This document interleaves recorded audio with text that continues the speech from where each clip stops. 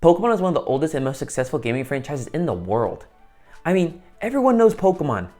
You can show anyone in this guy and they'll know exactly who it is. It's Pikachu! But I want to talk about the beginning of the series and where all this monster collecting business started. Shoo! Get out of here! Pokemon Yellow. Video games have been part of my life ever since I was forming thoughts. When I was a kid, I didn't know what I was doing with games. All I knew that it was something to play when I was bored. The only games that were around my house at the time were Scooby-Doo Mystery Mayhem and GTA San Andreas. What a perfect little couple these two are. But those games could never really hook me. One was absolute garbage, and the other one required reading, which was my one big weakness as a child. So I never really became a gamer until I got my DS and my first Pokemon game in 2008, where my mom asked me if I wanted a new game called Pokemon Platinum. I remember being pretty iffy on it. It sounded kind of strange, like what weirdo would play this Pokemon game? Until my loving mother reminded me that that was the show of the stupid looking animals. I then said yes, and the rest is history. Pokemon has been my favorite gaming franchise since, and I really love looking back at the Pokemon series to see how it's evolved. Get it? And since the series will most likely be making its 10th generation of mainline games soon, we should first congratulate Pokemon. They can finally get their ears pierced with a parent! And secondly, and more importantly, I think we should look back through each of the mainline games in the series and see what has changed over Pokemon's 30-year history. I mean, you can't judge a book by its current iteration. I mean, look at me 30 years ago. You think I have everything figured out? Starting with the first games in the series, Pokemon Red, Blue, and Yellow, Pokemon is a household name now. But in 1996, it was nothing more than a game releasing for the Game Boy. The idea was created by two legends, Ken Sugimori and Satoshi Tajiri. The concept was simple. Catch animals, use animals against other animals, beat all other animals. But how could such a simple concept create all of this? Yes, the spin on Pokemon is that these aren't just animals. These are magical creatures. This isn't just your everyday bird outside. This one's got anime hair. And like that, the Pokemon series expanded, becoming a massive hit with the release of Pokemon Red and Green in Japan, and Red and Blue later in the States. Now, why did they change it? Well, if my 20-second Google search taught me anything, is that Blue was the original third version of the Pokemon games. Even at the start, Game Freak couldn't help but rip people off. Not only did they release a third version of Red and Green, Game Freak decided to once again make another version of the game. You give a mouse a cookie, he asks for a glass of milk. You give Game Freak a cookie, they'll ask you to go buy them 2 more cookies and then steal your milk as well. So 2 years later, Pokemon Yellow was made with Pokemon's official mascot this time, this freak. With changes like references to the Pokemon anime, like Team Rocket, and changes to the gym leaders' teams, the updates weren't all that crazy from 1996 to 1999. But it definitely is a different game from the originals, albeit not that much. I wanted to talk about the story at the start, since the story is definitely not the reason many people play Pokemon games, and I'm not any different. Not to say all Pokemon games have really boring stories, because they actually don't. Quite a few of them are engaging, but here, it does feel really glued together. Professor Oak from your hometown gives you a Pokedex and a Pokemon to travel the world, and collect all the little guys at the ripe age of 10 years old. Or you can just collect the badass ones, like 99% of the planet, and go fight all the gym leaders to become the champion of the region. You also have your rival Blue, or Gary, or Booty Licker, who challenges you to battles from time to time. And he really is an ass, but that's why he's so lovable. You'll mollywop him, and he'll say something like, "You can barely even Pokemon battle. Why don't you run on home to your mama, punk?" Your rival is really about as exciting as the story gets, besides battling the evil Team Rocket. Team Rocket is a criminal organization trying to take over the world with Pokemon, with their leader Giovanni. But I honestly think they're more of a chore than a real challenge. The challenging part is that there's so many rocket grunts, and that you have to see how many you can push through before you want to personally go up to a Koffing and fight it yourself. In terms of evil teams, Team Rocket may be iconic, but in terms of the story, they just kind of pop in and out throughout the game. Which, at least I want my villains to be a little more threatening than the occasional annoyance. Let me just fix this one thing right here. Perfect! The gameplay is as simple as it gets for RPGs. All Pokemon have types, and this is basically a big game of rock, paper, scissors. But instead of using tools, you're using animals. A lot of the types' effectiveness can be found out through simple common sense. Fire burns grass, water puts out fires, grass absorbs water. Easy. But once you get out of the 3 starter types, it starts to get a bit more wacky. Psychic types beat fighting because you can't punch the mind. nor can you punch something that flies, or ghost for that matter. Miss. On the other side of battling are the Pokemon moves, and these are really hit or miss for the first generation. The basics are that Pokemon can learn 4 moves, and Pokemon learn a lot of moves according to their appearance or types. Like yeah, if the Lizard on Fire couldn't learn Flamethrower, I think we'd have a problem. But a lot of Pokemon have just awful move list in Gen 1. I mean, my lovely Flareon, it only was able to learn a 1 fire move for almost 30 levels since the game skipped over being able to learn Ember earlier. Parasect, the grass bug type Pokemon, learned a grand total of 3 grass and bug moves in its whole life by level up. The Pokemon feel incredibly unbalanced. Psychic types can learn anything they want, whenever Pokemon barely have enough moves to fill out the whole game. Another problem is they forgot to just make some moves for some types. Bug, dragon, and fire types all feel like afterthoughts in the process, while almost all other moves were a normal type move. I do know most normal type moves are moves that don't really have a category, but maybe they could have gone over the move list one more time. I spent over half the game believing I was just stupid, since Gust was never effective against anything I used it against. This isn't even to talk about how some of the moves just don't work in this game. The game is old, it's inevitable. It definitely works and lays the groundwork for the future games, but a lot of things really do feel missing or just broken. Wrap and Bind are perfect examples. In newer games, it just continually does a little damage every turn. In the OGs, fuck you. You're just both stuck here until it wears out. These games have a lot of those little quirks in them. Just most of those quirks are bad ones. It's both your rival, who you've been equal with the whole game, and the Elite Four as your biggest hurdles. Maybe for a little wimp, but I'm a grown man. I'm not gonna lose to a little kid's game. Hello, sir. What are you here for today? I'm here for a stupid little wimp card, please.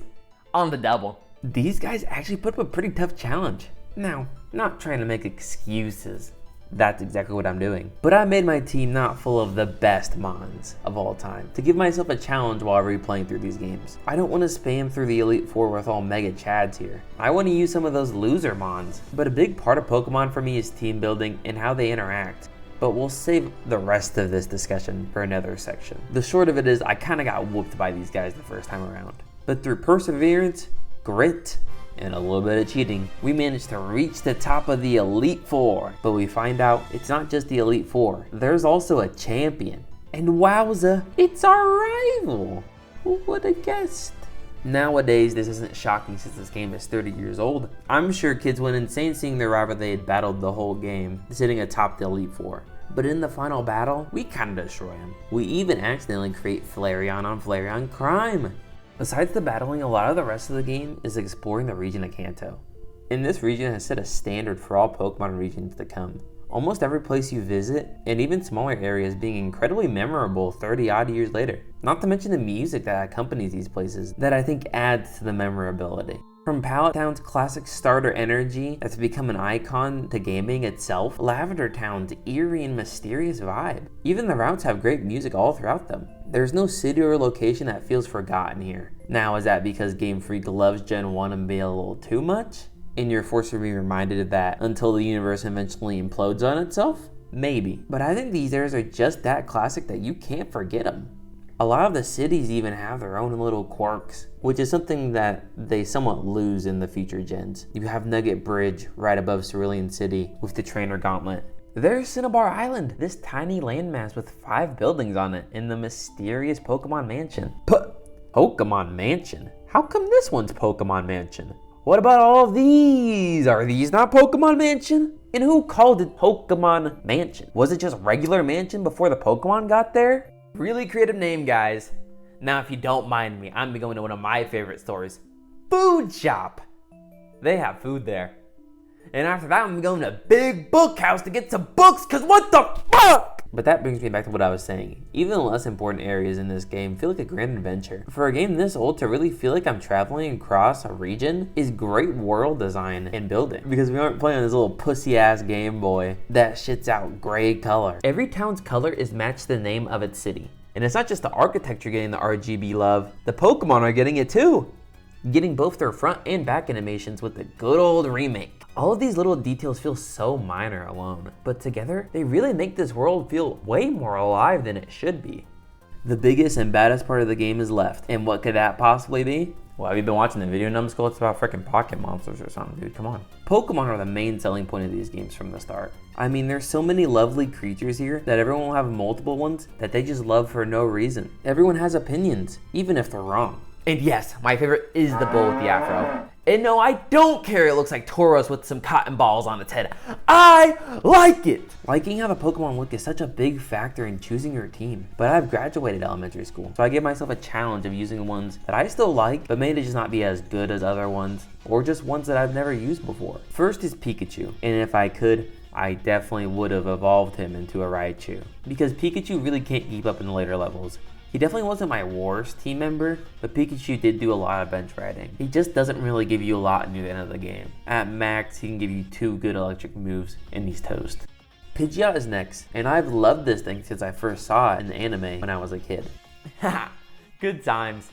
I can't wait until Ash goes back and gets his Pidgeot. That's gonna be a good episode. Jokes aside, Pidgeot was one of the most consistent Pokemon I had on my adventure, taking down other heavy hitters and being the most gorgeous one in the room. Nidoking was also so useful in my adventure, which I never used since I like to be edgy and different, but I finally caved, and wow, he was my best Pokemon by far. He would one-shot almost anything that would stand in front of him, and he was versatile enough to dominate in almost every fight he was in. Continuing with my amazing team members is not Parasect. Yeah, I just kind of picked this guy up on a whim, not when using another poison type since Nidoking already has a poison type. And to be honest, Parasect wasn't as bad as I thought. When he could stay alive, he had a pretty good slash. Spore did some things sometimes. Then Solar Beam, which would eviscerate enemies when I could get it off, which was almost never. Hypno is actually one of the Pokemon I've grown to appreciate over the years, playing multiple different challenge games and runs. He was basically cleanup crew for my entire team, silently backpacking large parts of the adventure unnoticed, just clocking in and out of his 9 to 5 as my team member. And he just kind of looks funny. Last and most certainly least, we have Flareon. And once I got Flamethrower, Flareon wasn't bad. Too bad I didn't get Flamethrower until the Elite Four, the last 10 minutes of the game. The moveset for Flareon has always been bad, but to see Flareon struggle so bad in one of the easiest games was so sad to see. I'm sorry, little guy. Going through the wider array of Mons of Gen 1, it's incredibly hit or miss. You have greatness in things like the starters, Gengar, Gyarados, Dragonite, Lapras, and you also have so many duds. Rock with arms, 2.5 regular birds, Sludge, Crab, and Ball. And this is why I can't get behind people hating on the newer generation's designs. When the classic games had so many of the designs that just said eyes on it and we'll be done. But obviously with context, it makes way more sense since this is their first go around. Heck, for the first generation, there's still mention of real world animals in the games and anime. They didn't know everything just yet, and that's perfectly fine. What's not perfectly fine though, are the sprites in these games. There are so many terrible sprites in these games. Multiple channels have taken a look at these straight abominations. It's really crazy to see how bad some of these are. A lot of them don't even look like the Pokemon they're trying to be. Overall, Pokemon Yellow really surprised me. At first, I thought it was gonna be this really big, buggy mess, but it's surprisingly competent. Now, this game is gonna stack up well against any modern RPGs, but the core mechanics of Pokemon are just so fun and universal. This game translates pretty well to the modern day. And while this game is basic, almost every game starts out basic. There are very few franchises that can start out with a masterpiece. So while Pokemon Yellow may not be the bee's knees now, it has set so many things in motion for the Pokemon franchise that you just can't ignore it.